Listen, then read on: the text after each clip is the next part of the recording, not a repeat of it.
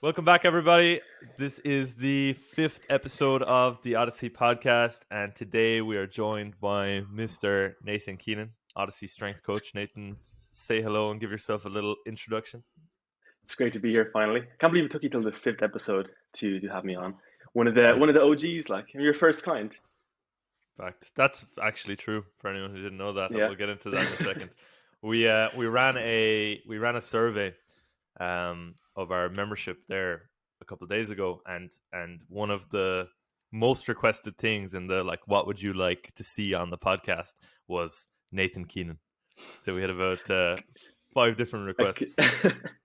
I can guarantee you the majority of those were either Kane or probably Jack or Zach. Just trying to butter me up so they get a nicer pivot next time around. So I wouldn't read into it too much. That's a good strat. Kane said it about 6 out of the 5. Thank you, Connor. I much appreciate it. I got out of bed. I tumbled into my office, and here I am. It doesn't look all natural. Give me a nice pivot. All right, so Nathan, we'll start off by just giving you a quick introduction for anyone that doesn't know you. Obviously, you're an Odyssey Strength coach, and my first powerlifting client. But why don't you tell us a little bit about your background and whatnot? In the sport? In the sport in general, just who you are, what you like, what you do for fun, and whatnot. Damn, okay. I guess let's start with the sport. So I grew up pretty much being involved in combat sports. That was kind of what I grew up doing. Never really did soccer or GA or anything. Got into the gym when I was young enough, 13, 14. Had in this room, actually, this room used to be a really bad home gym, like Argos concrete plates. I came in here to get ready for some fights or whatever, put some muscle on. I was tiny, I'd say 60 kilos around. Tiny compared to where I am now, I guess, because I would be quite tall for that kind of a weight category at the time, even. But got into powerlifting then, when I was around 15. I used to train in this commercial gym in Waterford, which is where I'm from. Where listeners probably know Damien Nam. I think he still works around there, but you'd see him come in, do a 220 squat, do some bicep curls, and it's just this seems like a cool sport. So kind of got into that. Started off on Candido 6-week, whatever it was at the time. Was grand. I got relatively strong. My first comp was an IDFPA comp where I met Adam. So actually, I guess he texted me on Instagram beforehand because he saw me on the sign up list, and I didn't use Instagram at the time, so he definitely thought I was really rude and just didn't respond to him. So a couple of weeks go by, and I think I finally saw it, and I messaged him back on Messenger, and I was like, hey, I saw you message me, and he was like, yeah, just going at the competition, seeing what I'm up against, all that jazz. And went to the competition, had no clue what to expect. So I should clarify, I had no guidance on what powerlifting was actually. I forgot my socks for my first meet. I had an idea what the commands were, so I wasn't screwed over in that respect. But yeah, generally didn't peak or didn't train any specific way different than usual coming into it. I had somewhat of an idea that I should probably rest the first week, or sorry, the final week coming into the comp. So that was my only preparation, I guess, for the actual day. The actual day itself, for anybody who has competed, the first comp is a bit kind of nerve-wracking, especially when you have no clue what you're doing. But was such a fun day. Met Adam. He had remember Gary and Ben. You probably still talk to them because school friends or whatever. But they were there. Great crack. Warm-up room was a bit interesting. There was a bit of a shortage at times, but I had no clue what to expect anyway. So I just kind of followed around. I did decently. I didn't really expect much for my first competition. I think I hit a 197 squat, 107 bench, and a 205 deadlift. That deadlift didn't change for like a year or two afterwards. So I should probably have been happier at the time with it. But yeah, that was my introduction to the sport. Adam then asked if I was interested in being coached, and at the time I was like, no, like my first competition was fine. Like I know what I'm doing, it's grand. And then like 2 weeks into it, I was like, maybe I don't really know a lot about it. So I texted Adam up like, hey, remember that kind offer you had on the table about coaching? I was like, yeah, I will happily accept. And then it's been pretty much Here we are. with him, annoying him since then. Longest and most difficult client probably. So here we are to this day. 5 years later. I don't know if you have any corrections to that, Adam, but no, that's all about right. I did check out my competition, and it resulted in a coach and a close friend. So there you go. Good call. Good move on my part. I'm happy with that. Why don't you tell us a little bit about what you're doing in college and what your academic background is as well? Ooh, so I finished my undergrad in pure maths and theoretical physics in 2019. I was still pretty young at the time. I think I was 19 doing my finals, and I had no clue what I wanted to do. So I guess that's kind of that was a downside of, I guess, kind of skipping through things because, skip TUI, it was an accelerated degree in college. So it was 3 years, and then I got to the end of it, and I had actually no clue what I wanted to do. So if rushing through things has its benefits, it also has that. So I got funding for a research master's in theoretical physics in Maynooth, and I am coming up to the end of it knowing that I don't want to do theoretical physics. Pure maths is what I want to do, and I had to spend 2 years doing something that I didn't like to get to that point. So that's where I'm at now. I guess I currently writing up a thesis for some of the research I did, while also I'm planning whether this coming academic term or the next one to hopefully get a PhD position somewhere in maths. So whether it takes until the next one, the next academic year, the reason would be I decided this quite late on in the academic year, and anybody who's applied for graduate programs or whatever know that like a lot of them, especially in America or whatever, finish up pretty early, or the deadlines for the applications finish up pretty early. So either this time around or next year, hoping to move on to maths. But so at the moment, I have the write-up to do, and I'm also trying to take a few reading courses in maths to kind of catch up, because it's quite hard to jump into, I guess, a graduate program. I mean, physics and maths seem pretty related, especially when it's theoretical physics. So I haven't done an experiment in my life. It's just maths, but like they're so different, even just the atmosphere. So trying to catch up with that, which is actually the reason I had to delay the gang last week, sadly, for a podcast. Which, I mean, you got a guest on last second and it turned out to be great anyway. So finally made time for the gang. So that's what I'm doing anyway. Struggling through that, somehow making time to still train in my improved home gym.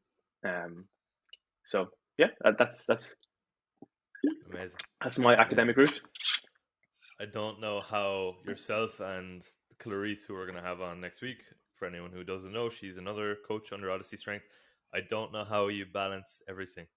It's it's super impressive to me. I was talking to Clarice during the week, and she'll admit to this. She told me it was Wednesday, I think. She was eating solid food for the first time that week, and she had already worked 32 hours by Wednesday morning.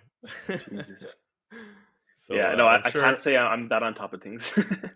You might be modest, but I'm sure your workloads are fairly similar. So really admire that. I definitely couldn't do that. It's been a bit easier, to be fair, because I was living in Dublin for a bit, and then when more of the lockdowns were announced, I decided to move back to Waterford, and I'd lie if I said I did everything myself. like a cook and clean my stuff. Like it's been a bit of a dream being back home. So I can't really complain there for workload wise. Like, but Been a bit of a group effort. yeah, How do you for find sure. working from home, Nathan? Especially with the college and all this kind of really heavy stuff. Do you think it allows for more control over your environment? That it's nearly better? It was definitely like a learning phase at the start. So I guess before the first lockdown, so when things were just kind of getting a bit weird, I was staying in Maynooth in an empty house. Um, when it was a ghost town. So Maynooth is already quite quiet. I don't know if you're ever in Maynooth when it's not um, full swing of college, then it's a ghost town. Um, so I would still bop in and out to the department during the first kind of stretch of COVID, and it was hard because you don't really have human interaction. So scheduling work and getting work done was pretty weird. Um, Moving back, and then I eventually moved back home, um, and yeah, I mean, I was definitely distracted a lot easier, um, especially being around family and stuff. It's easy to kind of get lost in the day. But I think I have somewhat of a handle of it, like a year into it. But yeah, I mean, it's definitely different working from home. I don't know if I'd say I'm at this stage more productive than or have more control because thankfully enough, when everything was normal, I lived quite close to college. I didn't really have that much restraints in my timetable. I just went into my office and like did some work, wrote on the blackboard for a while. Um, so I think it's just a learning phase for me anyway. I mean, it's definitely quite different for people who actually have paying jobs who work like 9 to 5 to kind of get that squared away and settled. But for me, it was just yeah, as I said, the learning period at the start. I wouldn't claim that I'm super productive given all the new control I have over my life, but yeah, it's a good question. But especially actually, because I've started doing more math stuff, trying to get back into the swing of things. I've had more lectures online, so I didn't have really lectures online originally when this whole thing started. So I've actually enjoyed those a lot because um, I don't know, probably being sleep deprived during my bachelor's and going into like a lecture hall full of people I barely knew was kind of a bit stressful. But at the moment, it's wake up, get my coffee, turn on my camera, even if I'm still in bed, just chilling there. So it's There's a been lot to yeah, be said in for that it. respect, I guess it's been. Oh yeah, for sure. There is. There's a lot to be said for it. Now we're not going to get into a debate on fees and all that. If they should stay the same, you would have much more of an insight into this than I would. But it it raises a lot of very interesting questions, doesn't it? That are you getting the same value for money, or what are you actually paying for at the end of the day with Yeah, for college sure. and these resources? But no, it's an interesting one. It's a lot of people have, it's been a real sink or swim moment for working from home, isn't it? Hmm. Like you don't have any other choice, and I suppose we're lucky to have the space to do it. Like a lot of people just simply don't, or they might be confined to live and work, eat and sleep in one room, which can be that could be tough. I'd say people miss Yeah, going yeah. outside of the home for that reason. No, that's cool. Let's jump back to something. I mean, we kind of went through a lot of it, but we said we were going to discuss it, and it was again requested on the member surveys that we did. The history of Odyssey Strength. So I suppose I'll get us flowing, and feel free to jump in and cut across me at any point. There'll definitely be Um, corrections necessary. yeah, 100%, 100%. So the history of Odyssey Strength. So I decided to start powerlifting coaching in, I want to say it was 2015, late 2015. I started coaching my sister, who was actually phenomenally strong but stopped lifting. Gary and Ben, my childhood best friends, who are still my best friends. Um, who else? There was a couple other people anyway, but I like that. I just asked them, hey, can I give you a program? Will you try it? Can we go from there? And we ran into, I think I programmed everyone into the 2016 IDFPA Nationals, which was one of the Yeah, that funniest was it. meets, one of the most hilarious competitions ever run in the history of Irish powerlifting. Like 2 full days of broken world records, broken European records, broken. I think I broke a European record. I think I have a European record that still stands from that comp. Which one is that now? I don't know, but if you go on the WDFPF records, my name is there. And Adam wasn't even at lifting. At that Are you meet, sure this wasn't the squat that you misstepped on? I didn't misstep on it, Nathan. That was an in squat, and it was stolen from me. And I'm not the person to do this, but it was stolen. I have photographic evidence. It was a funny day. So, I guess I'll explain my training before this point. My training was hilarious. I would run like I think I ran on the advice of a Mr. Barry Piggott, who is also from Bantry, where I'm from. Barry ran Smolov Jr. on squat, bench, and deadlift for months or something. Like, I think he did it for. I remember him saying he'd like bring his dinner to the gym. He'd do like squats and bench, have his dinner, do deadlifts. But he ran that for months. So for anyone who doesn't know, Smolov Jr. it's a 4 times frequency on whatever lift you're doing it for per week. Okay, the first session is 70% for a 6x6. The second session is 75% for a 7x5.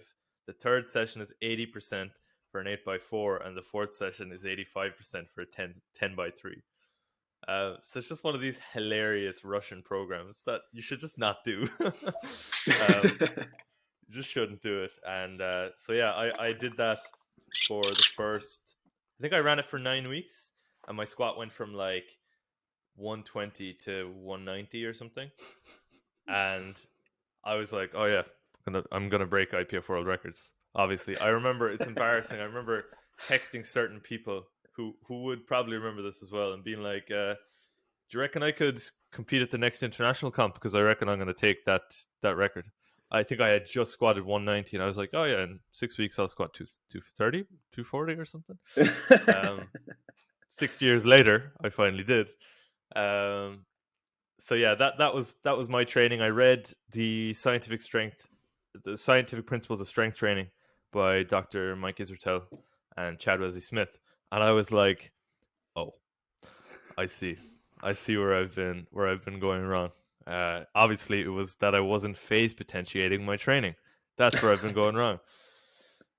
So I read that book, probably totally misinterpret it, think I know everything because I read one book, and decide now is the time to start programming. So that was that. That brings us up into the Red Cow meet, which was hilarious. My sister competed at that meet. Her flight was so she set 4 world records in the squat, bench, deadlift, and total. Now there were no records before this. Like, she just had to register an attempt, and she had the world record. But her flight was like randomly delayed 2 hours, just like with no apology. There was. Do you remember, Nathan? There was like sheets of paper up on a wall with the flights and the flight times. It was like 5 minutes before her flight. She'd already warmed up and things like that. They come over and they just nonchalantly change the piece of paper, and the flight is delayed 2 hours. Hilarious. So yeah, there was that meet. That's where I met yourself. That's where you beat me. Even though in my head I was going to total 600 kilos. And yeah, so I start working with you. Can you remember what our initial programming was like? Minus rep outs? I think it was quite standard DUP, if I remember correctly. Like, this is how many years ago now? 5? Yeah. Just daily undulating. Like, I think it was.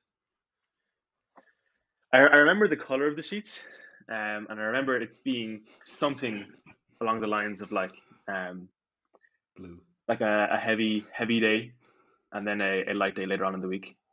But yeah, this is like 5 odd years ago. Like, you put me through some experimental stuff, so forgive me if I don't remember the boring stuff at the start. That's fair. That's very fair.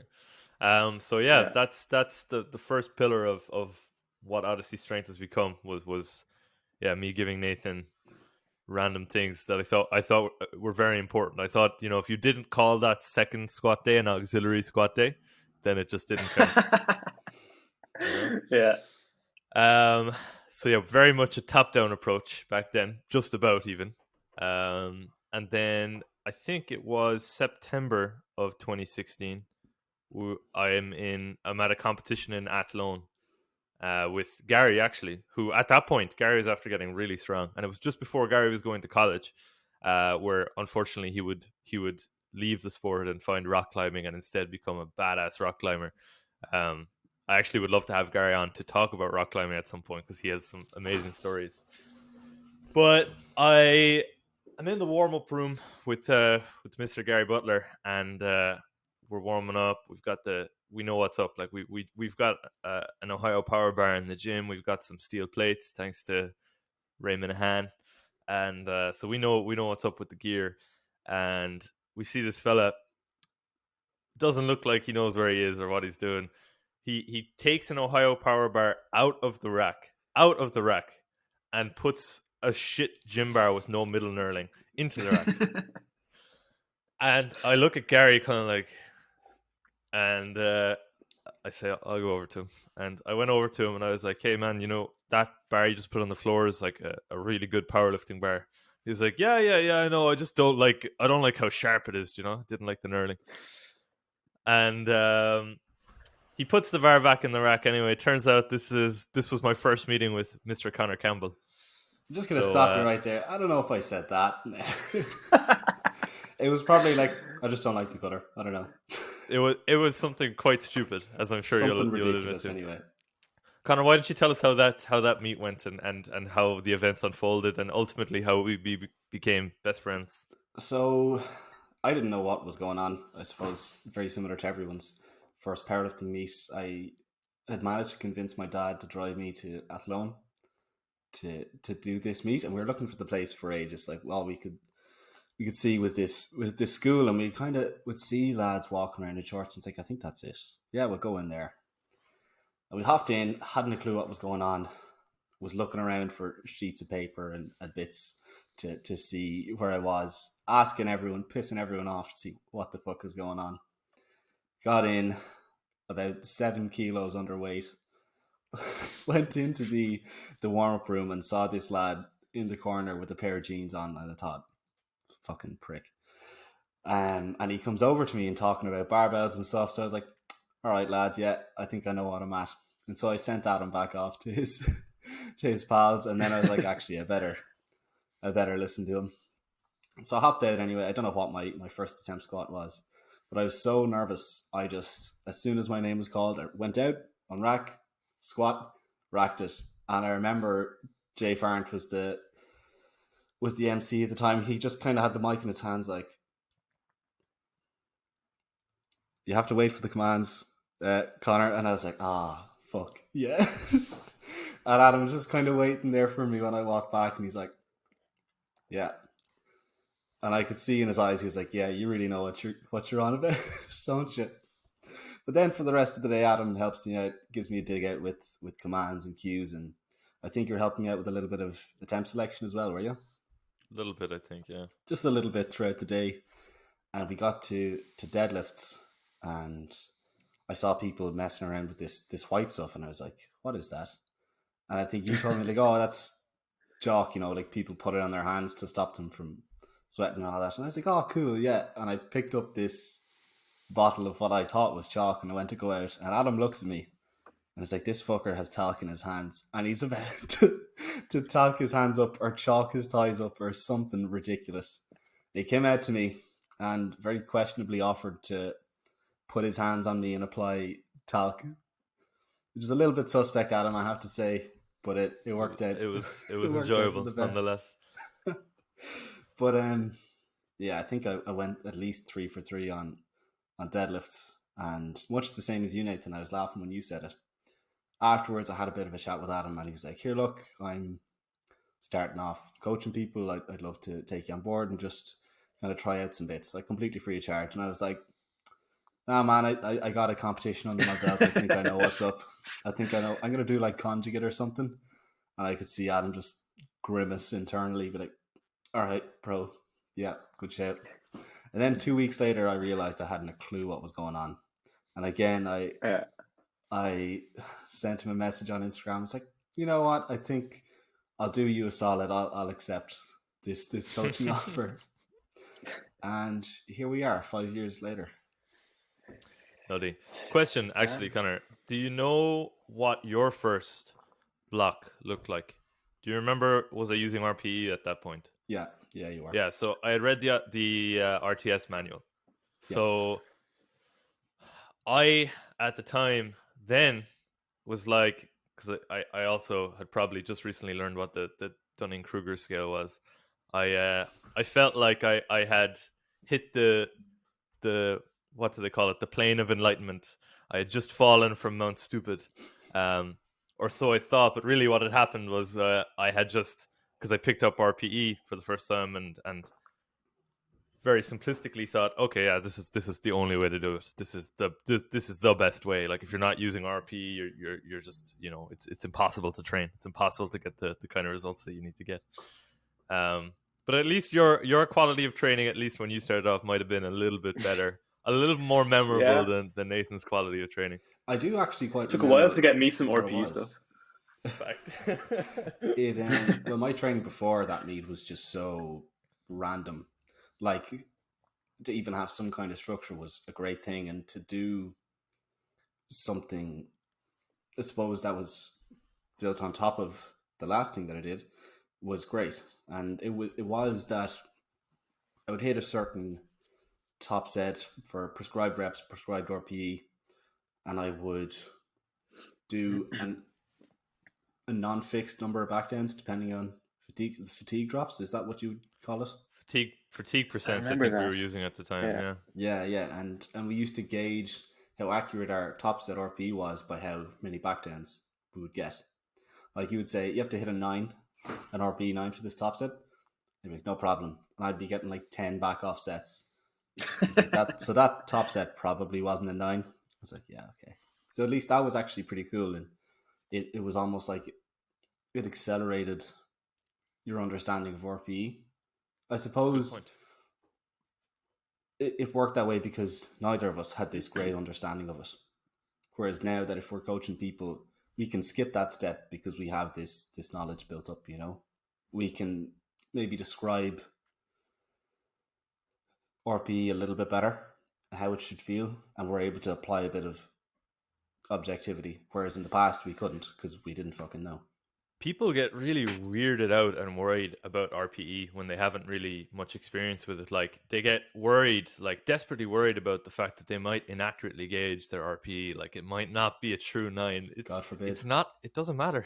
Like if you know if you're talking to your coach and if you're on the same page and if your coach is okay with it and you know what the goal is and you're keeping that goal the goal, it does not matter if your relative RPE scale is a little bit skewed from what the actual RP9 might be. It's not that big a deal. So do not let that stop you from dipping your toes into the wondrous fountain that is RPE. It makes it even funnier, as you say, and this is always something that irks you, is then when somebody like starts talking shit on Instagram, like, that's not an RPE 8. You're like, how the fuck? This is me. It's my rate of perceived exertion. Fuck you. Leave me alone. I find it very funny. Go on, Nathan. Sorry. I was just going to say, even the worries about RP, like anything you prescribe someone to do, is this going to be like an approximation of what response you want from their body? Like, I mean, if you give someone a percentage, you're giving them that percentage to approximate something that you want their body to respond to, like, you know. So it's. And then, obviously, as you said, like trying to perceive other people's RP is quite funny if you haven't seen like hours of their footages, which is obviously fun to watch through as a coach and kind of build up a kind of a knowledge of what they call this. Like even like if you call something a 10 as an athlete, like or if you call something an 8, that's actually a 10. I will probably give you 7s, like just something that like we can agree on, that like I like how this moves. Let's label this 8. Let's label this 7. Like it's quite a bit adaptable to whatever style the person is used to. And it's a very strange thing when people have an issue with this. When people um, see something like this on Instagram and get really really mad about it. I wonder what they do with their time that this is something they get cross about. Like it's very strange. But anyway, we'll jump back on the story. So that was my meeting with Connor. That was Connor's first training. I'd say at that time, Nathan, had you been through what rep outs were? Connor, did you do rep outs? I was just going to ask. So Connor made the point that he was given a prescribed reps and prescribed RPE, while in the meantime I was given a prescribed RPE and a prescribed weight. So Anna was like, look, clearly there are 3 variables here. Let's see if we can leave one of the unknowns up to the reps. So that led to some interesting top sets. One of them being, I think, 180 for 22 on deadlifts or something. Like, yeah, those are good fun stuff. Those are good fun. Or 140 for like 41 for Neil. That's right. Oh yeah, I think I remember that. Yeah. And it's like just gasping for air between reps, but they're still flying. I was like, okay, maybe stop. Like, this isn't working. Like, no, I can get more. Oh, it's very fun. At the time, I thought this was like I thought I was onto something. I thought this was a cool method that I hadn't seen much of before. People still do rep outs, and it's something I've been thinking about recently. And I don't want to take away from the story, but like if you say, I want you to hit, like even for just an exploration block, is say I want you to hit 180 on squat at an RPE 8, and you can measure like week 1 he gets a triple, week 2 he maybe get a set of 5, and you can see that adaptation. Like if you're limited with weights at home, that's a pretty solid choice, you know. Now of course there's fucking loads of other things you could do, but if people have maybe a set amount of weight or like a light amount of weight that they can work with at home, that's not a bad shout. And I think there's pretty high profile people doing it just for the crack. Mm-hmm. But anyway, there are definitely instances. Yeah. I think there definitely are instances where I suppose like the art of coaching can jump in and things like that have their place. Like sometimes, like on pivots especially are where I'll be, you know, really open to including just fun kind of random shit like that. Yeah, but also like sometimes you guys know yourself, like sometimes maybe the lifter needs a mental win. You know, they really just need a W, and something like that can be huge. You know, like again, I think it was with Andrew Rowe. Most recently, I used that where I just said, "Hey, put this weight on the bar and go." You know, Connor, you did it this week. I did with 240. You know, and I'm sure you're pretty pleased with it, considering didn't you fail 240? That was my failed third attempt at my last competition. And you pulled it for... And I'm mad that I didn't get it for 5 this time. 5. Yeah, there you go. So yeah, there's definitely room for it. But it's what we were saying with Darren. Whereas he felt like he had 200 on the day. This was a mental block for him. And he fucking did it. You know, and if 200 kilos was all he had for weights, maybe training at home, and this was a number that he was afraid of, why not run a block where that's your top set the whole time? You're exposing yourself to this thing that you're afraid of, this mental block. And if he looks back on it and says, look, I got it for a double on week 1, then a triple, then 4s, 5s, whatever. Like you're eroding that barrier to progress. I think that's a perfectly valid thing to do. And as you said, sometimes a block can just be dedicated to one thing, whether it's the bar feeling good on somebody's back, like you've said, or if it's getting rid of this mental block that this one lift has. That can be class, you know? And I suppose it's context. Rep outs maybe not appropriate for the majority of our training, so we shit on them, of course. But in some context, they certainly can be, and they can be fantastic. So it's context, you know? Fact. Huge tangent. Back to the story. Massive tangents. So You mentioned Neil. Actually, I think I started working with yourself in October. I think you left me hanging for 3 weeks, and I Playing think hard maybe to we get. got Neil. Fact, yeah. I think maybe we got Neil on board a few weeks then after that. I should And clarify, Neil is my twin brother, if people don't know him. yes, but Neil's story is another insane story. Neil's story is like a podcastable story, I think. I think we'll wait till we have him on Yeah, to talk about that. But yeah, but that's pretty crazy origin story. Neil went from being quite weak for various reasons to being very strong very quickly. Yeah, his first few months of training was super impressive. So we got Neil on, we got a few other people on. I think it was February of 2017. Myself and David O'Connor, who I was working with at the time, met Andrew Rowe, this young lifter. I think his Instagram name at the time, we laugh about this now, was 15 and Chubbs. And like, he was the most jacked, ripped, strong 15-year-old I'd ever seen ever. But his Instagram was 15 and Chubbs. But yeah, that's when we met Andrew. Andrew had, out of all of us here, definitely had the highest quality starting point. At that point, we had refined our methods down to not being ridiculous. But yeah, so I still remember, and this is another thing me and Andrew laugh about, when it was maybe the first week Andrew joined, he saw the programming that we had sent him, and he had big issues with it.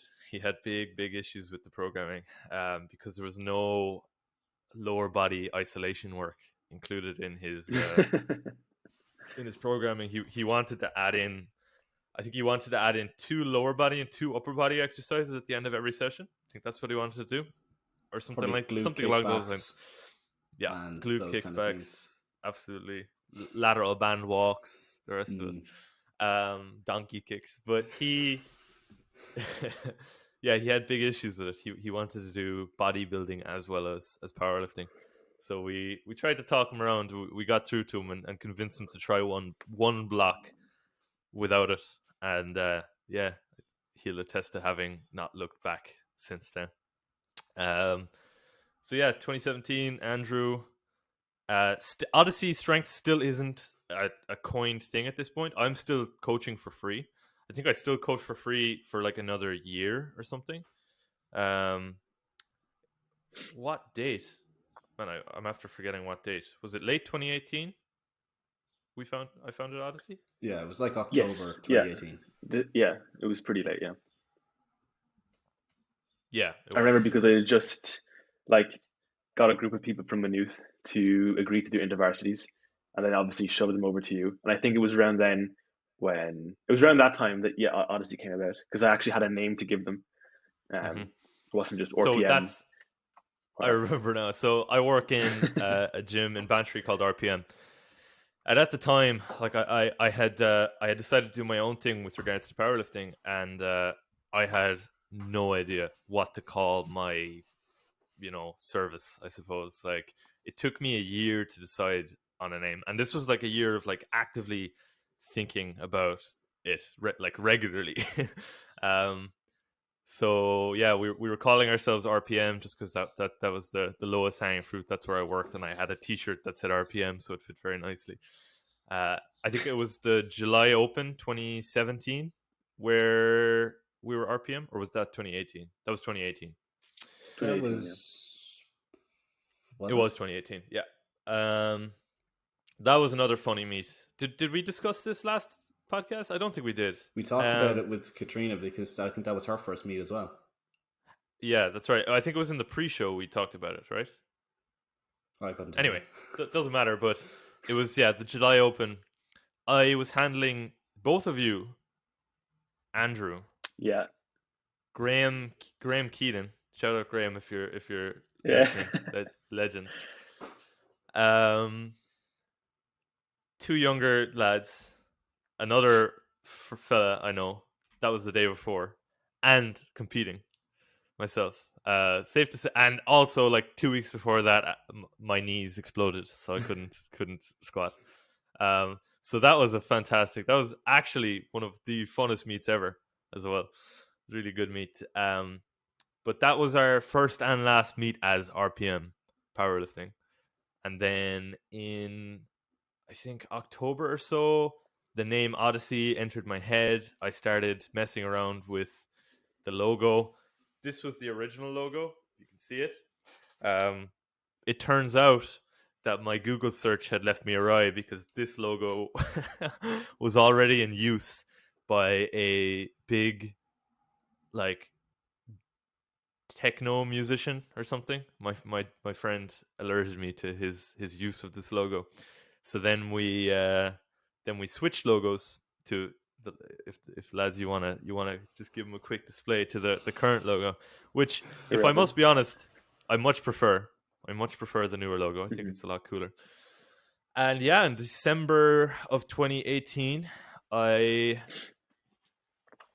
remember, so I had just started taking payment maybe for the 3 months prior to then, and I was taking payment via PayPal, and I didn't know anything about like business or taxes or any of that crack.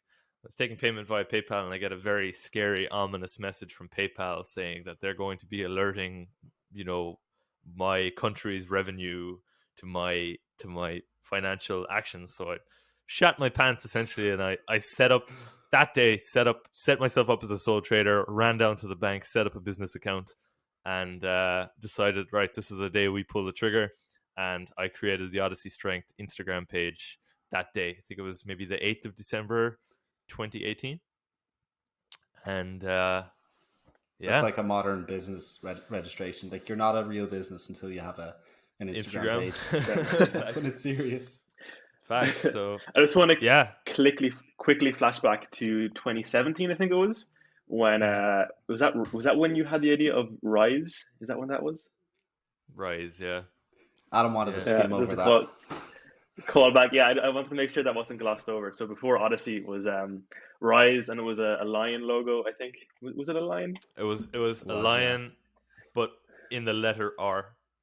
It was very cool. That's what it was. Yeah. You all said it was class at the time. Man, I said I hated it. And to be honest, I'm going to put my hand up. I said I hated Odyssey as well at the start. Really? Yeah. Really? You've said this to me in the past. Like, I was like, the name of the logo, I was like, not really doing it for me. And now I'm like, I want to like put that on my skin. Yeah.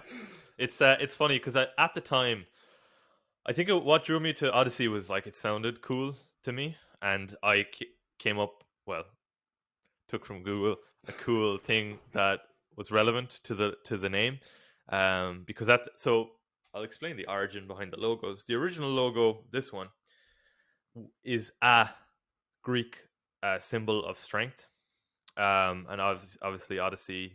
There's a relationship there. I thought it was cool. The current logo is only actually half of the full logo.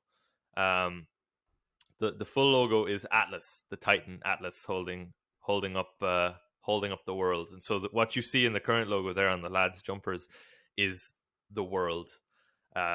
In the full logo, there used to be Atlas, but we've kind of just done away with that because everyone likes the cresty kind of logo. But yeah, Rise was a thing.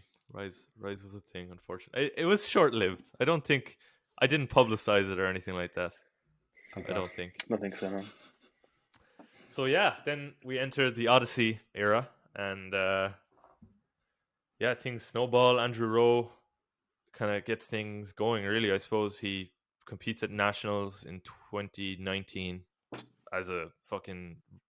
He's a sub junior with a whole year left as a sub junior, and does incredibly well. I think at that point puts up the biggest sub junior total in the Irish Powerlifting Federation ever as an 83 kilo lifter,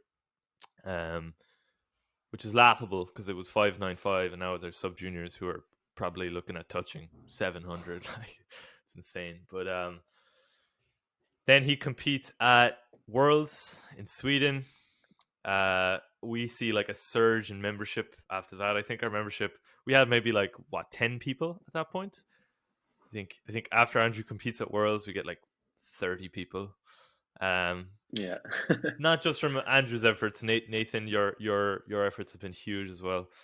And shoveling in my entire course and everyone else I know. Pretty much, Yeah. pretty much. And yeah, things just grow and snowball from there. We keep, I suppose, our goal of making it a really friendly, welcome, opening community at the forefront of what we're doing, and that has just kind of guided us to where we are now. Any other notable things? I suppose Sean Fenlon being Sean Fenlon. Oh, stop. Should we give like a background to Sean? Please, Nathan, So, give some Sean background. Yeah. Sean is an interesting character. So I remember seeing Sean around when I was in first year in college. He would come into the gym. I like stopped him from dying one time because I was in the middle of a squat set, I think, and there was just me and him in the gym. We never talked, and he was just like dead under like 80 on the bench. So I ran over, took it off him. I got like an awkward nod of approval. So I was like, okay, maybe this guy is fine, because he'd come in and do bench and rows and never even look my way. And then in second year, he turned out to be one of my best friends' roommate. I was like, oh, because I went to your man's house, and I was like, oh, I know this guy from the gym. Started talking, and he'd come along to the gym with us, and tried to get him to squat or deadlift. Wasn't having any of it, you know. Couldn't do so because of injuries from rugby. I think he might have still been playing rugby at the time. I can't remember. But yeah, it was pretty adverse to doing anything lower body related. And then I think you were talking about the July Open. It was either that or it was Junior Nationals in later on that year. Both. Okay, so he came along just to kind of. I somehow convinced him to just like be a spectator at least in the sport, and when you're not in the sport, or don't know anybody really, being a spectator isn't the most interesting thing. So I was surprised that he came along to both. But he met Adam, of course, and ran through a few things. I think you talked to him about rugby and stuff, and the kind of your transition into powerlifting from that. So he at least someone to relate to. He deadlifted for the first time then. I assume he deadlifted when he was younger, but hadn't done it since. And pulled like 200 for 5. And I sent it to Adam, and I was like, we need to get him on the team, please. The team was still small. There's probably like 5 of us still at that stage. So he joined. His training had been, I assume, pretty interesting from Adam's perspective, because the guy doesn't have like a regular sleep schedule. So he takes like periodic naps throughout the day. So like, Adam might get like an explanation for why his squats didn't go well. It's because like he didn't get his third half an hour nap of the day at the right time or something. And fifth can of tuna. Yeah. So eventually joined fully, along with the guy who I had originally known as him through as a roommate, Max, who they both went on to do IVs. Sean did ridiculously well for his first comp. Like just missed out on like a 252 pull, I think, because his hand ripped open. For the win, yeah, his hand just for fell like apart. Yeah, and it was at a 600 total. I think that would have been as well for like his first comp, which is just stupid. So Sean has been around since. I mean, he's quite quiet, so I think people kind of forget who he is. But I won't say any numbers. But Sean is still working away in his. He has like a really nice setup, in his garage. And he just trains away quietly. Usually at 2 a.m. I presume. You get the videos, so I assume you get him at like all hours, depending on what his nap situation was like that day.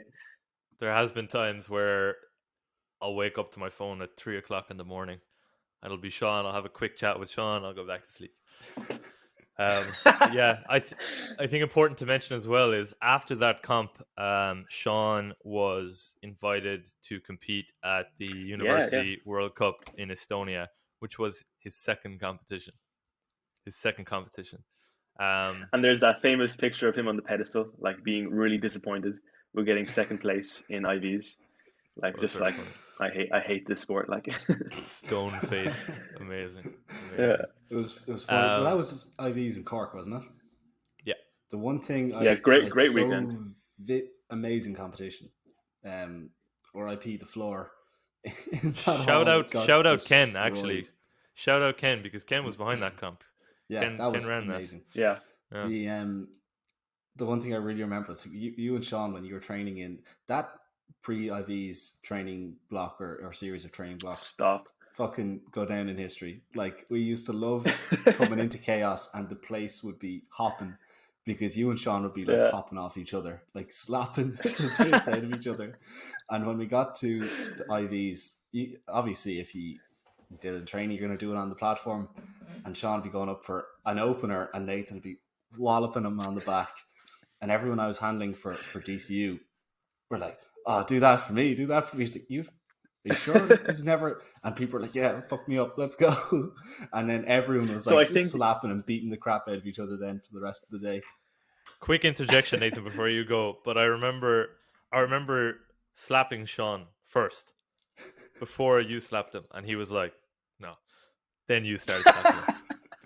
That happens all the time. Don't feel bad. There's a certain person in Chaos God love them. I'm not going to say, but Nathan wasn't there. Nathan wasn't there yet. And Sean Fenton was like, "Oh, come on, give us a spot, give us a few slaps." Matt And Coppinger.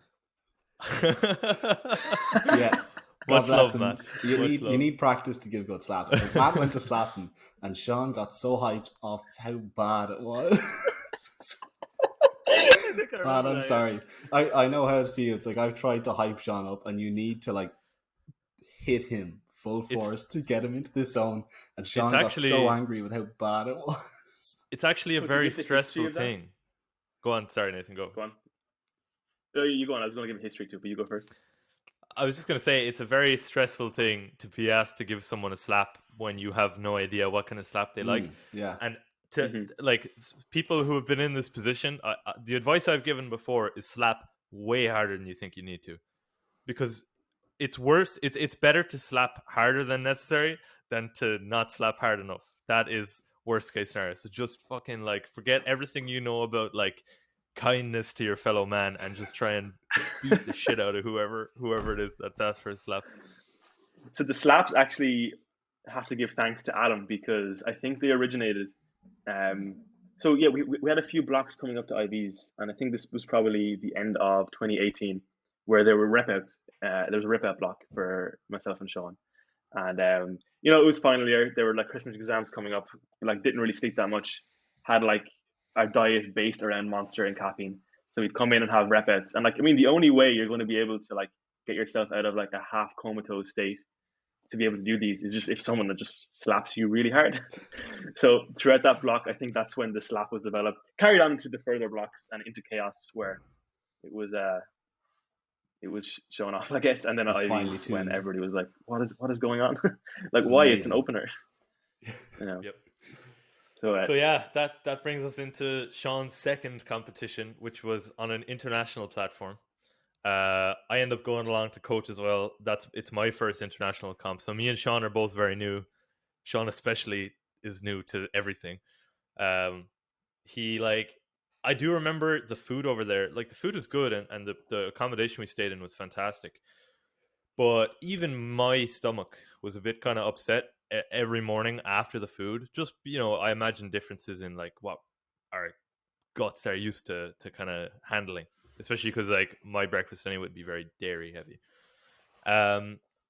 Sean, who is challenged in this department as it is, Sean is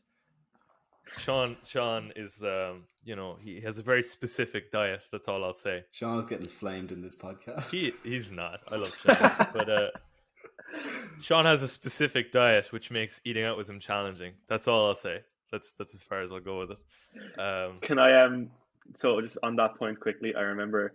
So Sean has to be very careful what he eats, because he's one of those people who like allergen tests don't really show what he can and can't eat. They come up like inconclusive or whatever. So like he's sometimes like over careful. So I remember in Ulsters at the end of 2019, he had a steak and it came with salad and salad dressing, and some of the salad dressing accidentally got on the steak. And so he went to the bathroom and made himself, get rid of the steak. I wasn't going to go that far with it. Hey, while we're on it. I think I needed the context. While we're on it. Yeah, while we're on it. It's a funny story. Like, I was sitting across from himself and Andrew Rowe. And Andrew, of course, was coming up to the 93s and was eating an ungodly amount of food. and they were like scoping different spots to get food that was like they knew what was in it and what they could eat. And they left the restaurant, like super nice restaurant. Shout out to Matt Coppinger as well, who found it and organized it. Savage place. They left the meal halfway through or between courses, went to like Boojum or something, and brought back burritos to eat. It was fucking hilarious. I actually still feel sorry for the waitresses that had to handle our payment. Like I would have loved to have just gone up and been like, I got this, but I'm like a fucking 20-year-old dude. I don't got this.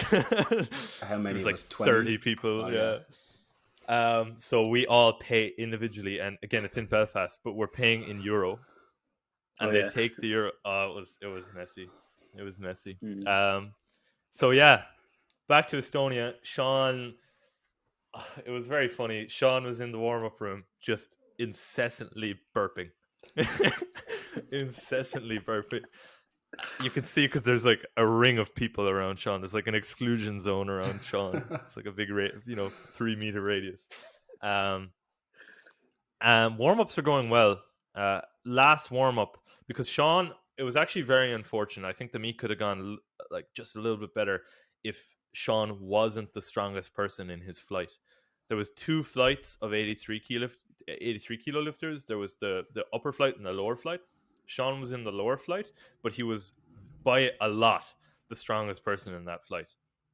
So Sean was the last person to come out to take his opener. So yeah, we took his last warm up after the opener change window. You know how you have 3 minutes beforehand to change your opener. Sean took his opener, I think, 2 minutes beforehand or 1 minute beforehand, and it didn't move amazing. Like it didn't move how I wanted it to move. I think he burped mid-set, and you could see he was very nervous. Which, like, fair play to Sean. Second competition on an international platform, like in fucking Estonia. So he goes out, and what happened again? He missed depth, I think it was, on his 227.5 opener, and he came back and like scared me a little bit. He was so angry at himself, to be fair. But thankfully, Dav was there, and Dav has a good bit of international experience and a good bit of experience handling lots of different athletes. So Dav cools him down a bit, and we send him back out for 227.5 for his second attempt. Smokes it, absolutely smokes it, and maybe it was his third attempt. I can't remember exactly, but squats didn't go to plan anyway. Squats didn't go exactly how we wanted them to. Bench was good. Deadlifts were good. Sean, at his second competition on an international platform, in a disadvantaged spot with regards to his position in the flight and our flexibility with attempts, puts up a 600 kilo total at a very light, 82 kilos body weight at his second comp, and he's mad. Sean is disappointed. But yeah, we talked him around and got him back on the horse, and he's doing some really impressive. He has not competed since. Just the way things. I can't wait to see that man compete again. Oh, it's gonna be something special.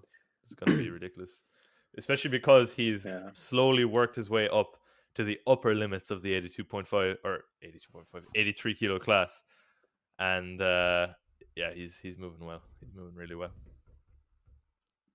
What was I feel like he needs clarification. We were like, just because we were flaming Sean so much, I think it's necessary to say, like, he's a lovely dude, like one of my best friends.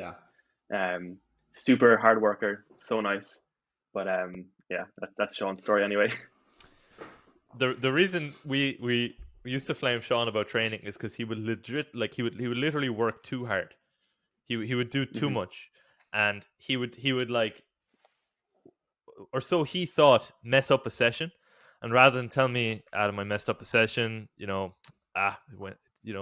these things happen, he would act as if that session never happened and come back the next day and repeat that session and do a great job and send me the videos and be like, great session, Adam, went exactly as planned.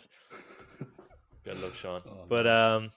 So Sean was our second international lifter, and from that point, the Odyssey kind of snowballed into what it is today. And I guess the next big step was getting yourself on board as coaches.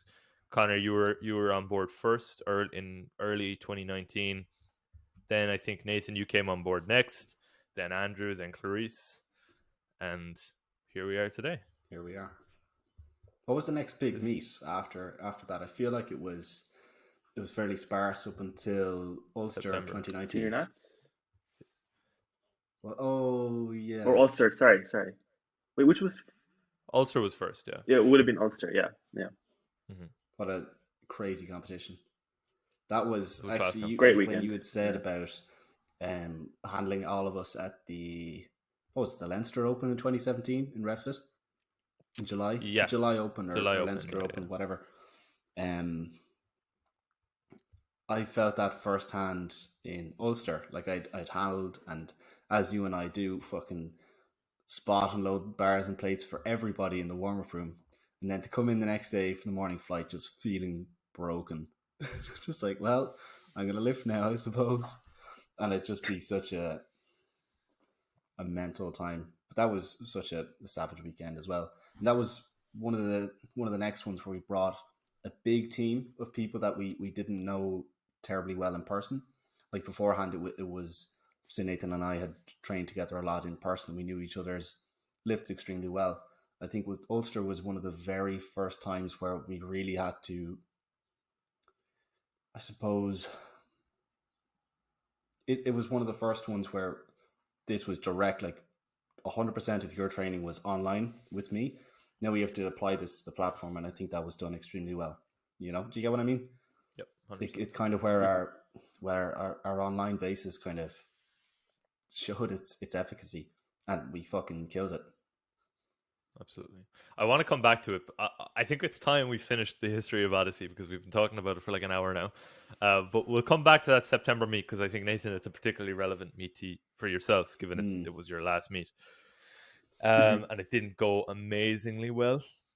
Didn't go incredible. Yeah. I mean, we pulled something pretty cool out of the bag at the same time. Or you did. I take absolutely no no credit in your grit and determination, but we'll come back to that. So yeah, next big comp then was the Junior Nats, which was another banger of a competition. Huge. Yeah. Then I competed for the first real, like, I don't really count the July Open as a comp because like I put in token attempts, pulled conventional for the first time that day. The previous time I had competed before then was in the Red Cow meet in 2016. So then I competed in December of 2019, had an amazing, amazing time. And I literally didn't sleep the night before. I couldn't sleep due to bad sleeping arrangements and also nerves, obviously. But still had lifting wise, had a great day, but enjoyment wise, it was one of the best days ever because I had a good turnout of support. Callum O'Mahony competed then as well, put up some insane numbers. But we had like what 8 people or so turn up just to support, which is when no one's lifting. It was cool, really cool meet, and somehow managed to stay awake and then go out that night and return home in one piece. So that was great, correct? Especially on your birthday as well. That was great. This is where I think, especially anyone in the Odyssey chat knows that Adam has about 6 birthdays a year where we give him all the love and attention that he doesn't want just because it's fantastic. So, all right, if you're going to go there, I'll go there too. So what happened was I put up a very important update there a few months back. Really important update that I really needed everyone to see in our group chat. And one of the problems with a group chat, as you might know if you're in a group chat, is, especially in an active one, is messages get lost very fast. Especially if a tidal wave of messages is incited by Connor Campbell saying "Happy birthday, Adam," and putting up a famous video of me blowing out candles on a cake when it wasn't my birthday. Actually, that day, Connor, I had about 7 people message me saying, "Oh my God, I'm so sorry. I didn't know it was your birthday. Happy birthday." Yes. Yeah, it was my birthday. So yeah, that was December Then we had February 2020, where Andrew and Izzy competed at nationals. Andrew, his like 2 months into 2 months into the junior category, 2 months into being a 93 kilo lifter, he breaks a long-standing junior national squat record, actually held by Ken, who is under Odyssey now as well. He squats 254 for a hilarious rep. Moved. I know Andrew's lifting well, maybe better than anyone else, and it surprised me. I did not see that coming, because especially we talked about it when Andrew was on the show, but he had dealt with various injuries and issues weeks beforehand, so that was nuts. And Izzy, being Izzy, totaled 750.5. I think his previous total was 680, and his previous total before that was 580. He pulled for the win, or not for the win, sorry, for a podium spot. He came third, which should have been second, other than the fact Barry Piggott drank 2 liters of water to get into the 120 kilo class. But yeah, Izzy pulled 320.5, which is open national record. Izzy at the time, was Izzy even 20 at the time? No, I don't think so. He wasn't even 20. He was 19-year-old dude who pulled 320.5 for an open national record. That stands, obviously, because that was the last comp. And here we are. Then enter pandemic. The pandemic actually saved us from like a 30 athlete InterVarsities meet. Oh yeah. So we were supposed to have 30 people competing at that one. In like, the pandemic is here. We know about it. We have this moral conflict as to like, what do we do? Nathan, you still end up going to like it wasn't an official meet, right? But I think Abs hosted InterVarsities meet anyway. Yeah, I think they had like Trinity and DCU. So whoever showed up, I guess, from Odyssey, I was just like, I'm in the area, and like Finn, my girlfriend, was competing anyway. So I was like, look, whoever shows up, I'll be there anyway. So yes, it's still like I think. So she competed, put up like huge squat for her, really good total in general as well. And who else was there? I think Karis was also there. Huge deadlift, like ridiculous. So yeah, I mean, I wouldn't really call it a meet. It was kind of like a mock. It was a mock meet by definition. Yeah, it was something. Yeah. And I guess beyond that, here we are, a year into the pandemic. No comp since. Not a good year for powerlifting, but I think what this will have done is create. It's almost like an investment into the next year of competition, whenever that is allowed to happen, because some of the progress we've seen, we've seen obviously in our own lifters, like we've had some of our own lifters put 100 kilos on their totals at this time, but like nationally there's some insane lifts going down, and the next year powerlifting I think is going to be, at least in Ireland, nuts. I think it's going to be mental. So we'll have the pandemic to thank for that. It's going to be a big step up. Yeah. Is there anything I've missed out on? Is there any important points? I think that's a full history of Odyssey Strength. Pretty much everything important, yeah. I'd like to go back and talk. Adam, you said you wanted to talk about the Ulster Open and Nathan's insane performance at it. Nathan, if you don't mind, I'd like you to run us through that quickly before Nathan goes. It was an insane performance. I see you laugh, Nathan, but like what you pulled off, ultimately it didn't go our way. Injury occurred. We bombed out. But what you still managed to pull off with that third squat, considering I was worried about your opener that day, like really worried about your opener that day. What's new? That's always you. Why don't you tell us what happened? Okay, so I probably shouldn't go into too much detail just because it would get too long. But I guess so. My second I have to go back to my second competition. So it was my first Irish PF competition. It was in Refit. I think I think all of my Irish PF competitions actually ended up in Refit, apart from the Ulster one. Um, but yeah, competed there, did fine. It was a few months after my first one in IDFPA. This was 2016. And a few weeks afterwards, I was at a competition, not competition, I was at a concert in Dublin. And I was getting the train back to Maynooth, where I was living at the time afterwards. And I tried to stand up from my seat, and I had like this burning pain in my left knee, no, right knee. Yeah, it's changed since, but right knee. And texted Adam. We tried to work around it for a bit, but it was too much to train with. So I took some time off squatting, and then thus ensued like a year of on and off kind of stuff. Adam being there if I needed him, or if I needed to like start. If I wanted to try squatting again, I might try for a few weeks and then take it off again. But yeah, I had no competitions in 2017, just to kind of get through this. Prepped for the July Open then, so I was able to train and prep for that. Went fine. Had no issues with that. Same with junior nationals later on that year in 2018. Then every comp I've prepped for since then, something happened in the final week or two.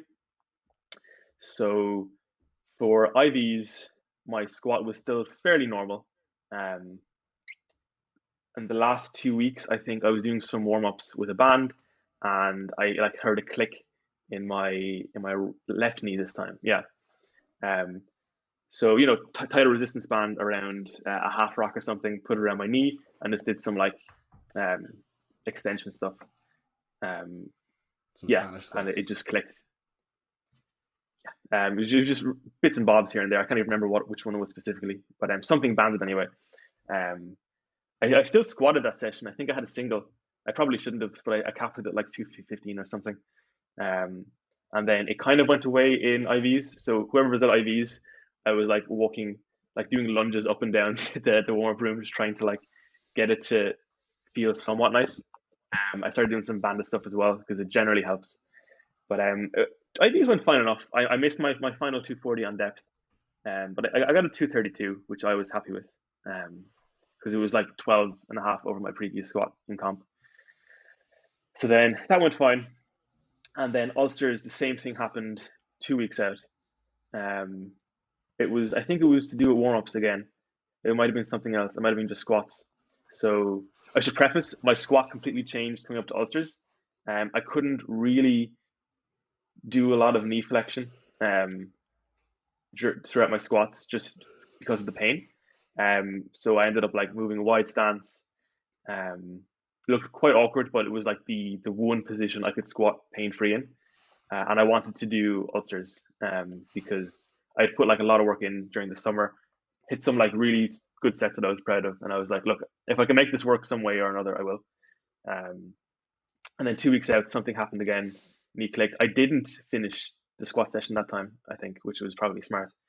I took a few days off. I don't think I hit my final. There were some final important days in the prep that I missed out on, just because I thought it would be. We myself and Adam agreed it would be beneficial. Like coming up to a comp, you're doing singles to keep some sort of preparedness. You're not going to like miss out on too much adaptation, and then it's just like, hey, don't forget how to squat heavy singles. I think that was it at the time. So not much to gain not much to miss out on if I skip out on the sessions. So we left the squats, and then warming up in the room in Ulsters was not going too well. I think Adam knew that as well. My left knee was in agony, so all the weight was going through my right leg. I think 220 was the final warm up, if I'm correct, in the warm up room. I did it, and I looked at Adam's face. He was like, "Too easy to change. It's too late to change the opener now." And so hit a 230 opener. Was a bit shaky, but got it. It didn't aggravate anything any more than the warm ups. So I was like, second attempt, we'll go 240. And the way up on the 240, my left knee was in agony. Shifted over to the right, and just I think so. Ken was doing photos for that competition. I remember him saying to me like, I heard the pop. So it was like on the way up, something popped in my right IT band, and it wasn't. So during the squat, it wasn't like incredibly painful. it was awkward, but like I still stood up, got the squat, and then rushed. I think I looked at Adam, and Adam was like super excited and happy because I hit like a PB squat after the warm up's not going too well and everything. And I just like had a pretty serious face on. Like I have no clue what just happened. So went into the back, kind of decided, look, we're not going to take a third attempt squat. Like there's no point. So Sean Fenlon, who we just given a history on, helped me over the course of like 15 minutes try to take my right knee sleeve off because it had swelled up. So he was there tugging at it for ages. Finally came off, and rushed through bench warm ups. I was pretty certain. So at that stage, it hadn't fully filled with blood. I wasn't like really feeling the pain. It was still kind of in shock. So bench went fine. I hit like a final warm up of 140, I think, and I moved very slowly. But again, it was too late to change the. I should preface Adam being the great handler he was, kind of could see this coming. He was saying like we should drop it down, and I was pretty stubborn that it would be fine, which it wasn't in the end. So I couldn't hit my bench opener just because I had literally no leg drive. I think it was a 145 opener or something, and took it twice or three times. I can't remember. I took it more than once anyway. We called it on the third, right? Capped it there. Yeah, went to was pretty upset, so kind of left the place for a while, and yeah, that was pretty much the end of the meet. I guess it was, yeah. I mean, the squat wasn't. I think people think it was like amazing because I stood up with the tear, but it wasn't painful or anything at the time. So I think the fact that you were kind of structurally compromised and you still stood up with 240 is undeniably, impressive. Oh, thank you anyway. But yeah, that was Ulsters, and that has been my last comp. Ever since then, Adam has been great. He's been there for me when I needed him, and then kind of letting me do my own stuff. So at the moment, I'm just messing around, just keeping active, just because I have a few things, niggles here and there that I'm still trying to work around. But I'm still moving, and I do hope to compete before I go into Open. So I have the rest of this year, and then probably be unlikely that I compete this year. I have the year afterwards as well. Yeah, I have the year afterwards. So I think I would aim to get some final junior competition in next year sometime. I am really looking forward to approaching your next competition, because I think in the time that has passed since that last competition, we've all kind of getting the four of the coaches on board has been the best thing that's ever happened for my coaching, because it's been, I say it all the time, a high tide raises all ships, but like it's really accelerated our approach, I guess. Like it's accelerated how creative we're willing to be. I'm no longer kind of scared, I suppose, to be a bit more creative when it comes to approaching things like your upcoming training. It's going to take like the last time. So like we've been working together for years. It's an unspoken thing. We're very much on the same page when it comes to training, which is why if you need to take time to do your own thing, that's absolutely cool. I don't even question it. Whereas if it might be someone I didn't know that well and they presented that to me, I'd probably look into it a bit more, as I did with you at the start, probably. But yeah, the last time we trained consistently and saw some good results, we were working through like a specific rep range. I think it was like 4 at 7.5 or something, with like very low total training stress, very low volume, like, and it was going well. And we kind of isolated time under tension as being the kind of variable there that was somewhat clicking when it came to that particular stimulus. Like it seemed like that was what was keeping us out of trouble and also allowing us to adapt. So yeah, we kind of played around with that, and we saw a couple of productive blocks, right? Like we tried some pauses with a similar thing, some pins, different things like that. Yeah, for sure. Yeah, I'm really looking forward to getting back to that and putting together something really cool and creative and really working closely together on getting you to your next comp, because that would be a satisfying It'll come. one. That would be a really satisfying one. Something we talked about, or something you mentioned there, was your squat pattern, I suppose, leading into the September Open. Mhm. It's something that you've faced you've gotten particular criticism on in the past from different individuals, and it's something that really, to be honest, really winds me up. And it feels like all we do, or all we've done on the podcast so far, is talk about things that annoy us. But movement bias is, I suppose, the phrase that I coined to describe this. Really, really, really gets on my nerves. And I suppose that's where that criticism has come from. So yeah, movement bias in general is, I suppose, something I'd like to dive into for the bit of time we have left. Connor, why don't Sounds good. you kick us off with some movement bias insights? You've been fairly quiet. I like to use Nathan as a reference as well, because it's not your very typical looking squat, is it? Like, to be fair, it's not what I think. Movement bias largely stems from people who may be very good at squatting. Let's say, for example, may have this very typical super upright chest and all this kind of thing, and it looks great, and then people will model their squat off of something that's aesthetic, and instead of chasing performance, what they're really chasing is something that looks nice, which is beyond ridiculous. And it's extremely prevalent as well, and it's gotten to the stage where people will say, oh yeah, keep your chest up, and they've confused this with performance rather than an aesthetic, you know.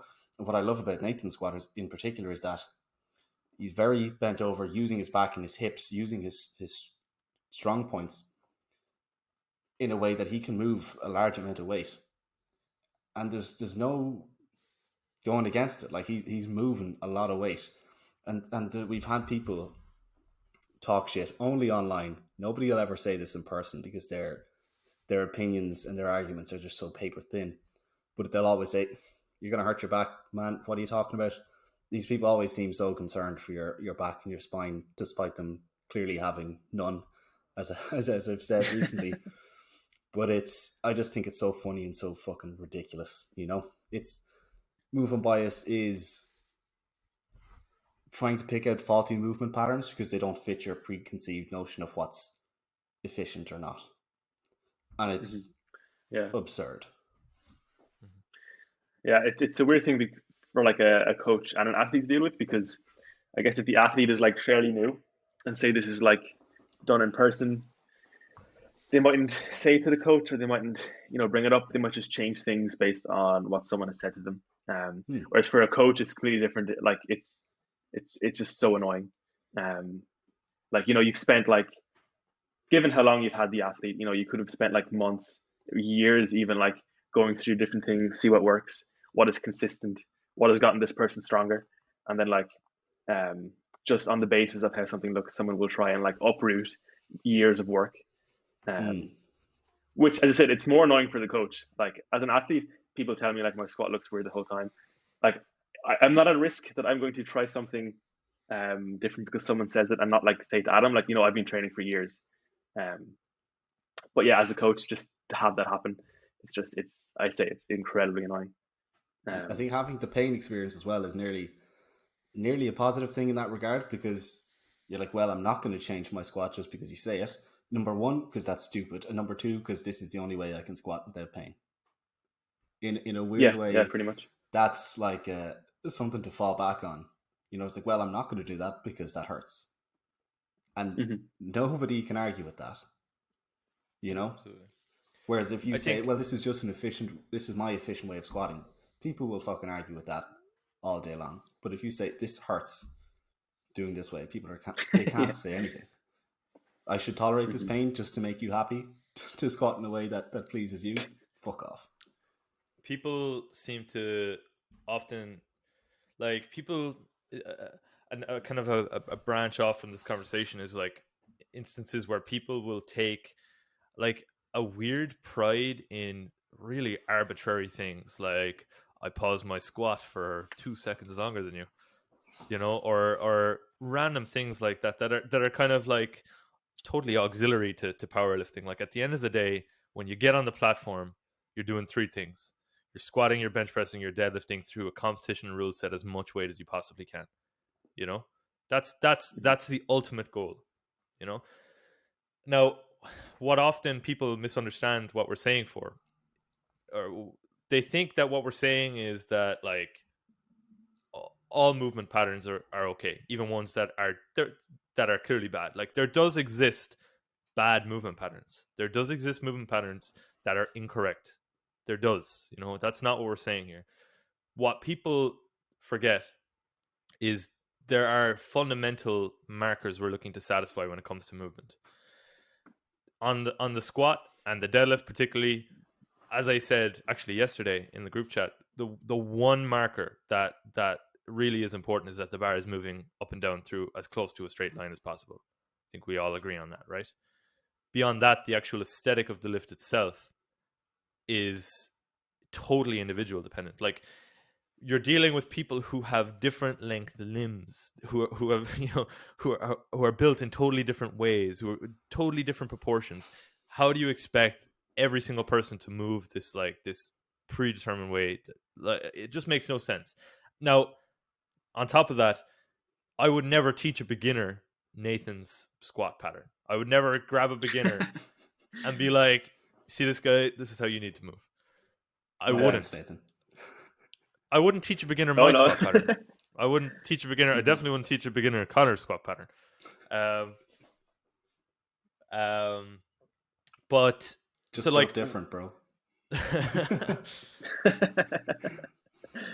You're gonna teach a beginner, like a pure beginner, this like typical squat pattern. You're gonna give them the typical cues because you don't know anything about them yet. You don't know how they're moving. Of course, you're going to teach them based on your own set of biases. Of course, okay. But learning to interpret what you see in front of you. If you see someone's chest fall in a squat, it might not be this mystical chest fall pattern. It might be them putting the bar over midline. It might be them getting into the position they need to be in to squat. So understanding the kind of deeper technical aspects that go into making a squat, bench, and deadlift pattern efficient is what is really important here. The other super annoying one, Adam, just on that, the chest fall pattern in the squat is one, and hips rising in the deadlift is the other. It's like people say your hips, I agree that your hips and chest generally should rise at the same rate, but when you find that your hips shoot up at the start, maybe you're putting them too low to begin with. And it seems to be this huge thing recently, and it's exactly movement bias. People are confusing an aesthetic with efficiency, and people set their hips super, super low, and they're squatting it up. Like some people can't squat it up. Some people can't. If I tried to squat up my deadlift, I'd fuck myself up. Not only that, you see people squatting it up, and in doing so, like, they'll try and get into that Yuri Belkin position. In doing so, they'll throw the fundamental technical markers of that movement out the window. Their shoulder blades, or that's the position, their armpits, I guess, from the sagittal plane, so looking from the side, are like half a foot behind the bar. The bar is moving like in, this kind of like semicircular motion. I know, but when they look back at the video, all they see is themselves in this position that their favorite lifter lifts in, and they think it's great. And and they'll justify it in a sense that this is super prevalent and super annoying. Sorry to cut across you. They'll justify this by like, not all wins are weight on the bar, and you kind of have to say, what sport are we in here? You don't get points for having aesthetic lifts. You get points for fucking lifting the most amount of weight. People will justify months of no extra weight on the bar with, well, look at my positioning. It's like, well, it's clearly not helping. Fact. It's funny. People forget that like starting position is just your starting position. There's a whole lift to go after your starting position, particularly on the deadlift. You know what I mean? Like, I don't care what your starting position is like until you've lifted the goddamn weight. You see people who actually practice only starting position. Like they'll create tension and get into starting position, and this will be like a staple of their training. Or they'll put like 20% of their 1 rep max on the bar and get into that mental position. Like, it's just misguided, I think. I think it's misguided, and I think it's again just because the people are missing the forest for the trees. You know, they're not keeping the goal. And as I mentioned with the pause length and things like that, I don't care how long you pause your squat. As Nathan said to one of his athletes recently, like, the pause length that we prescribe is generally prescribed to limit the load on the bar. If we want less load on the bar, we prescribe a longer pause. A longer or shorter pause is not better or worse. This is another thing. People think that variations have this magical ability to fix your technique, which again is usually they're fixing something that is usually subject to some movement bias, right? In my experience, variations have played very little part in fixing movement patterns. You know, they're, as I said, a word I've used a few times now, they're auxiliary at best.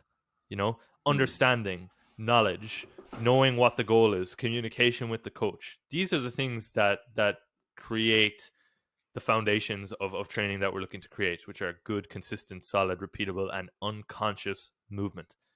That's when programming can take effect.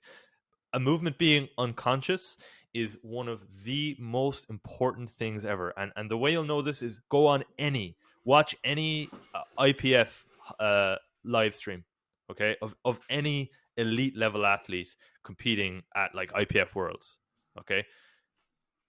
Are they thinking about anything? Like, when they're lifting off the bar, are they like running through 18 cues in their head that some really strong lifter from a gym they went to once gave them? No, they're not. Or from some random person shouting them out in the crowd. Exactly. Yeah. or on Instagram or whatever. No, they're lifting the bar out. They're doing what they've done literally thousands of times before. Like, we're in a sport where you practice the competition movement thousands and thousands and thousands of times.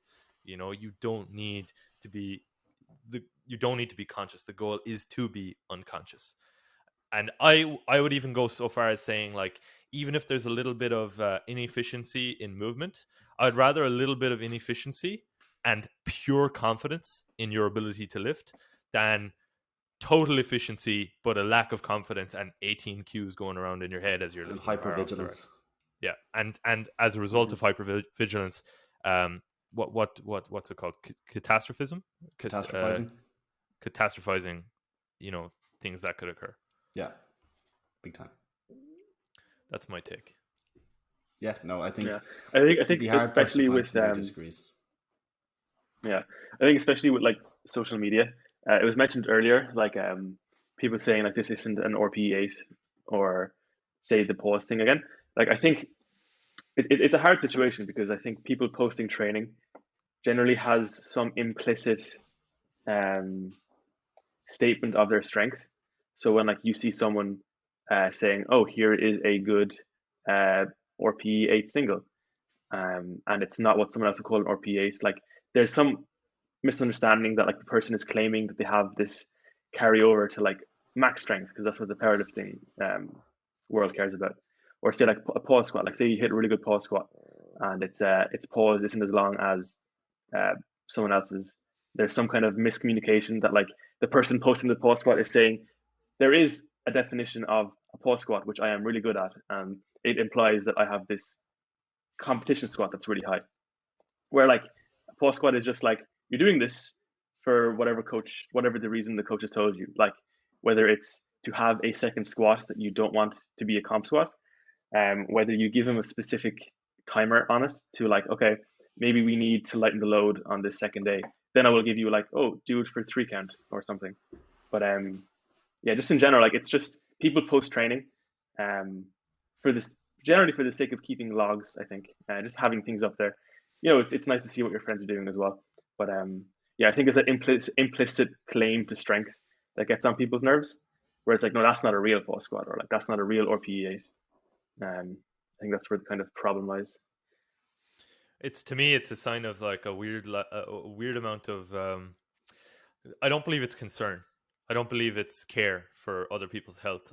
To me, it's like a sign of I don't know, almost insecurity. Like if the thing you're most worried about is other people's lack of pausing or RPE ratings, like what's going on with you? You know, what are you doing with your training? Why is this so relevant and important to you? It feels I don't know, especially recently. Maybe it's just because the way things have grown and the way social media is. Um, it feels like people love to see someone fail or love to see or love to tear someone down, you know, or it seems like that's kind of the popular thing to do, like, nah, he's not that good because his pause was not so long, you know, like, give just I don't know, be happy for people. What's the big deal? Like, you run your own race, be happy for a dude if he's really happy with something but it doesn't fit your image of whatever it is that he's describing it as being. Like, what does it matter to you? You go back to your training and you do your thing, you know. Leave this person to be pleased, and hey, if you want to see their stuff, amazing, see their stuff, be happy, support them. If not, unfollow and like, you know, if someone's not putting up anything harmful or damaging, like what is the big deal? I don't know, it confuses me. Yeah, for sure. Yeah, so that's kind of movement bias. I think we went through it all. Like, I mentioned a few times, I just want to clarify the fundamental the fundamental aspects of movement when it comes to the squat, bench, and deadlift aren't this like hard thing that everyone agrees on. You know what I mean? They're not this thing that's written in the book. You know, there's no Bible of powerlifting where like these things are written and everyone should know it. And if you don't know it, you're stupid. No, that's not it at all. Like, it's totally understandable, and we've all been there, to be in a position where you think this aesthetic is the most efficient movement pattern, you know, or thinking a wider stance on a sumo, the wide stance low hip position is the best on sumo.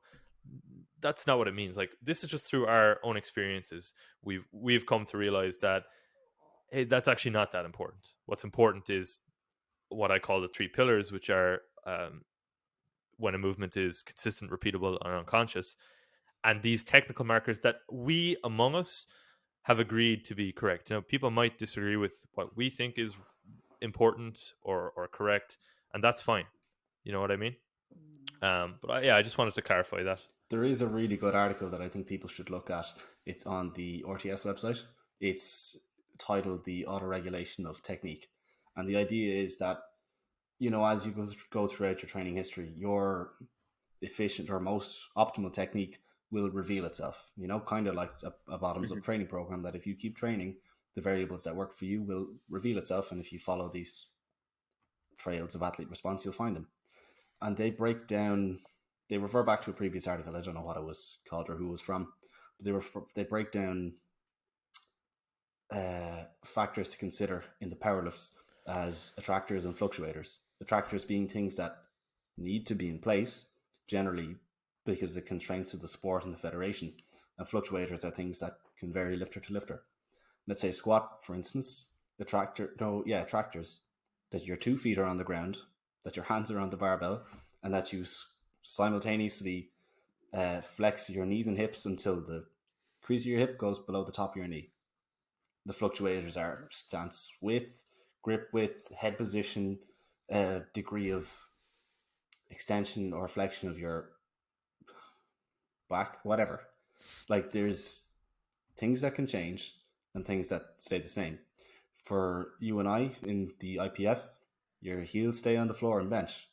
If somebody wants to do otherwise, class. Just make sure you're not doing it in the IPF, or else you get red lighted. You know? Absolutely. But I think that's a really good thing that people should look into as like a baseline into movement bias. Definitely. I highly recommend that one too. Nathan, I know you need to run at about 1 o'clock. Is that right? I'm actually fine for another bit.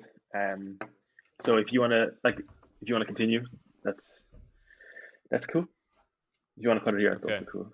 If you're sick of me. We got through 2 of our talking points in an hour and 40 minutes. Nice. So we might go for one more if you have a little bit of time. If you're just being polite, then please say so, and we'll call it here. But if you want to jump into maybe some programming talk. Sure. Yeah, we'll jump into that. Cool. So That's good with me. we'll keep it brief enough. Me and Connor have talked, quite a bit about our programming philosophy here, and how we're open and kind of looking to mold training to the individual, and the whole bottoms up thing.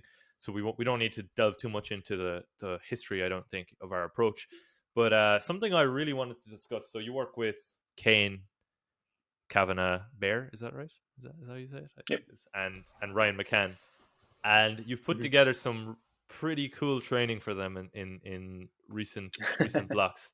So I'd love for you to just talk a little bit about both of those blocks and why you chose to go down that line of I suppose inquiry that you did. Sure. I guess I'll start with Ryan. So Ryan was, I guess the hardest thing starting with a new athlete is like, how do I introduce them to this area of coaching, especially if they've been training for a bit themselves. You know, there's going to be some like ideas they have of what their training looks like. Um, but you know, neither Ryan nor Kane had like, I guess, a lot of data on like previous training they've done, or like any like, I guess, over time numbers and what like rep ranges got these numbers and all that kind of stuff. Like Ryan, to be fair, had like an extensive history of videos on his Instagram that I could look through and kind of put together what he was used to. And then in the sign up form, I think as well, he was he. I think he was like deadlifting 4 times a week, or something Okay. like that. So I guess the main struggle with Ryan at the start was, how do I keep this guy? I guess, how do I convince him of like doing less work, um, but also kind of giving him a little leeway to introduce him to doing less work, if you get me. Like, so I think our starting block, I put him on sevens at like RP9 for the main lifts, and then a decent helping of more work throughout the week. And it was good. You know, we're kind of able to talk about um, how much work we can cut off. Like, I can take these out next block, or if we were getting ready for, I think he was at the time getting ready for, or looking to get ready for junior Nats, which obviously was cancelled. So I guess I was able to introduce taking some work out of what he was doing over the next few blocks for the purpose of specificity coming up to the comp. But yeah, I guess trying to find out how little work I can give him to, I guess, A, make him still get stronger, and B, um, so that he's still satisfied with the amount of work he's doing. Or yeah, pretty much. So the starting block was, I guess, pretty standard. It was pretty like sevens at 9 are no joke. Um, so the rest of this training was pretty standard.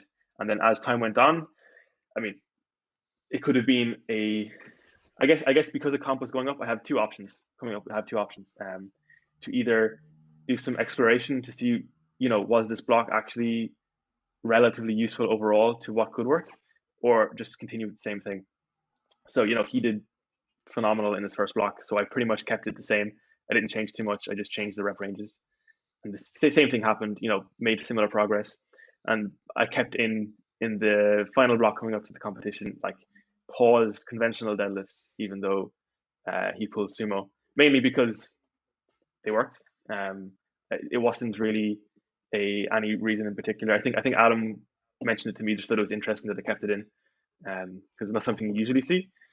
But you know, he junior nats was cancelled, and he maxed out in a garden somewhere, and you know, put up a stupid total. I think his previous total was like below 600, and then over a few months, it was over 650 or something. So clearly something had worked. Um, so I guess with that competition out of the way, I was able to do some more fun things with his training. I guess most notably recently, he has. So okay, I assume people who watch this kind of under or know the background to how Odyssey programs. Yeah. Um, is that okay? Grand. So you know, usually you'd have a microcycle of 7 days long, and you'd repeat that for however long your coach wants you to repeat it. Um, so with Ryan, he was kind of alternating between week 3 and week 4 on when I saw like his best performance in top sets for the main lifts. Um, so it's kind of annoying because sometimes we cut it off early. Sometimes we would plan to have, or you know, as an athlete, you plan to have good weeks if you think you're going to have a good week. So if week 4 went well last block, I'm going to like give it everything this block, and you'd be disappointed if it didn't go well. And I think that did happen a few blocks where week 4 was slightly below week 3 performance.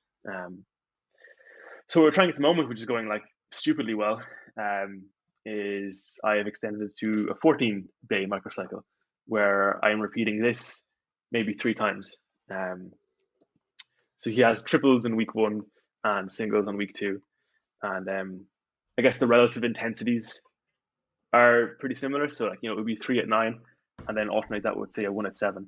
I think Adam mentioned this in the coaches group chat a while ago, where the kind of idea on how long it takes an athlete to reach, maximal performance for a given block seems to be pretty like intimately connected with how that athlete functions mentally as an athlete. If you're pushing the limits of what I will allow you to call an RPE 9 every week, then more than likely you are probably going to have some peak and maximal performance early enough, because there's only so much I can push what my coach will allow me call an RPE, whatever.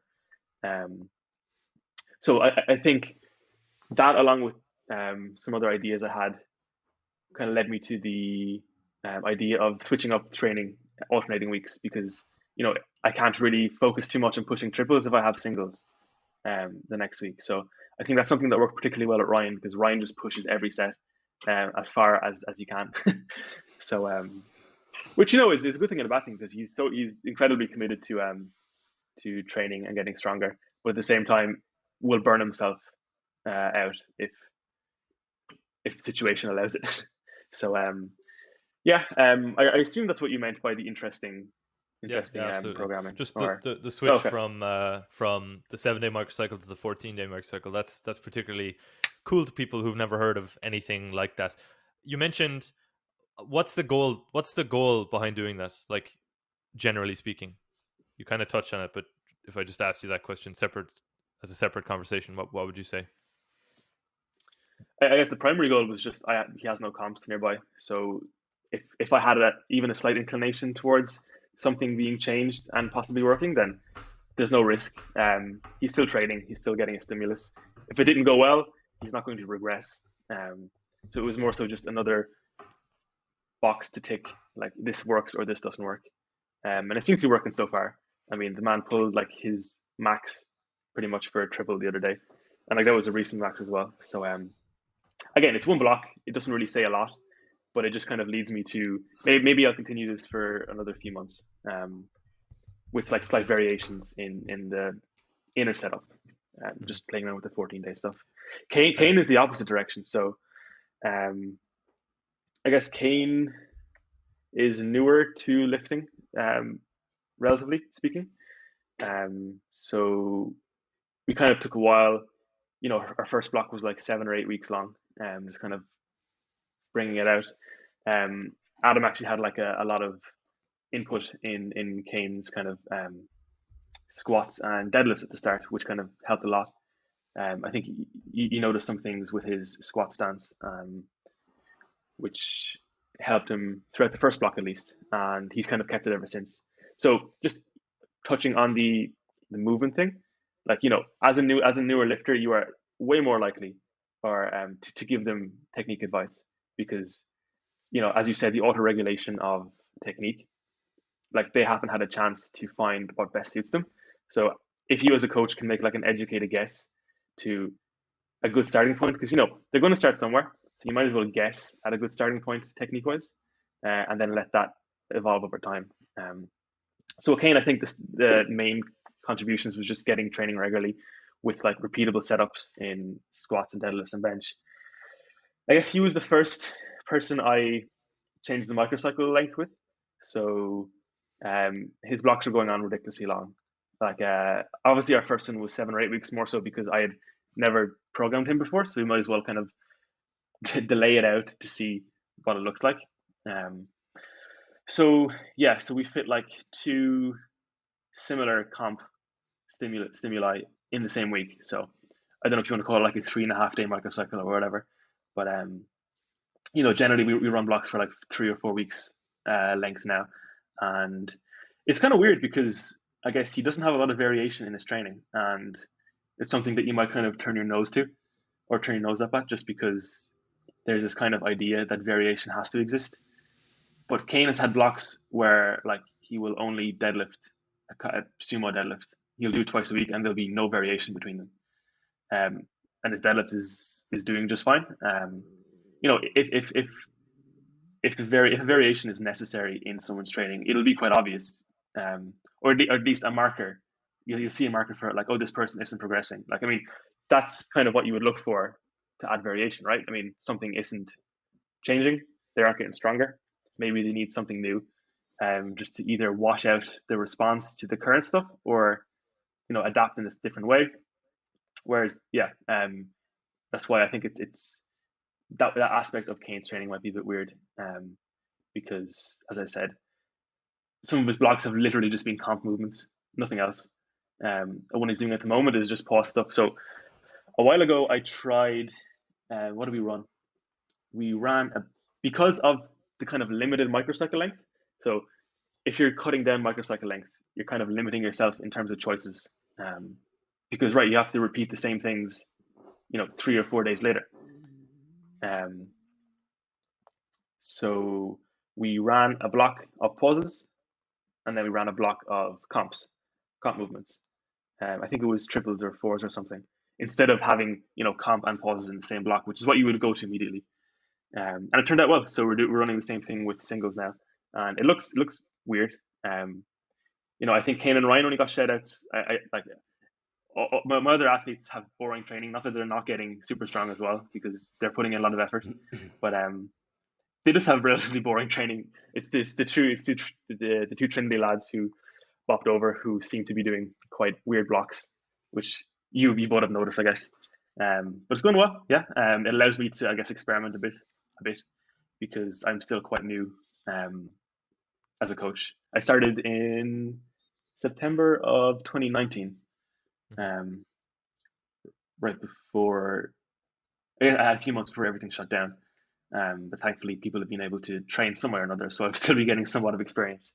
But yeah, shout out to Keenan and Ryan for allowing me to experiment with some wacky stuff, and it's been going well. So I think it really speaks to your ability to cultivate this really good coach-athlete relationship, for someone to trust you with trying some experimental stuff, because it's, especially if we're very bought into narratives, as is like always the case, it can be strange for your coach to put forward something that is completely different, or that changes something quite drastically, or that there's, whether it's, oh, our microcycles are now 2 weeks long, or they're now 2 or 3 days long, or there's no variation, or it's all variation. The trust that you need in your coach is pretty significant. Would you agree? And that it's the trust in the coach that, and in the process, that, look, it may work, it may not, and to trust that you'll be fine regardless, I think is pretty important. I think it's for sure. the moment someone contacts us, that is our first objective, is create and cultivate that coach-athlete relationship. As soon as the coach makes contact with the athlete, that is our most emerging goal.